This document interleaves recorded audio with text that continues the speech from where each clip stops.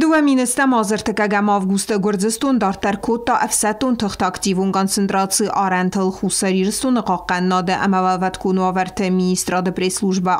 araxter qusan kota na Respublika Arentam vaqs Gürcia garjan tıxt zmelde txay و میوالدای martıkagam avgustan bispum Gürcistan efsetun bazarast Gürcistan qaqannade ministrade separamut efsetun brigade skunde çiz axam artilleriun qaluna Gürcia efset zmeld raberek aren اندر بنت در وتبو ما گرزیاگ فارس اخستاز نور رایون ایرون قبته موگود پرینی و امویلیتم بارات خا قنجت بوسته امن بستا گو خزرت تا نوگه اخستر سدستم Respublika stolice darter cılgoj mekte ama sevalet sistemun evakuacji berzund risk zonatay kadrazder evakuacji organizacji kutu gurac xinval amadmeni saqaw wad irtikagam avgust evakuacji cedest znavr rayone mugute velite ama prini و قوت سرجته در راست در آس قوت اخسف گون اخستوی آلو خزلستگ خدسنگرستی سوالت ایواگواسی خست دورسی فیداون گنج تیم یومه ارتکاگ آفگوسته فستمه آمراید تو کوسن ورسی فیدرالون دیلی кампании Сармагунд восхищете در.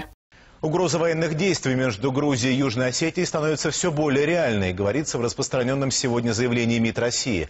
Обстановка в зоне конфликта еще больше накалилась. Этой ночью по южно-осетинской территории снова стреляли со стороны Грузии. Сегодня из Южной Осетии начали эвакуировать детей. Gürcistan erdege berske arxaytete taskeyraz ویفدل ورسیاک فارس افدستا تخصیناد ورسی فدراسی فسارین قطکت میستراد قوسنگینکت زرداوه. Gürcistan kuxtarivegad arasta oficialun arsitete zage anamen qavagu andegdad deeskalacji falatbilise praktikun arxaytete tawdeste ender endekegem avgusta izere ama ertekegem avgusta ta ikhsave skinvalme baxizente Gürcistan sarista afsattu manövrte ama Gürziak İran qavgazune arenbert kutta afsattun taxta ama wazaw texnika Fala konflikt zone ester tıxta eskalacji irde evdesta Gürziak efsette zette zinaden aktivun xastun arxaytetem. Plitianar suyte zarema informatsu ravagdabun.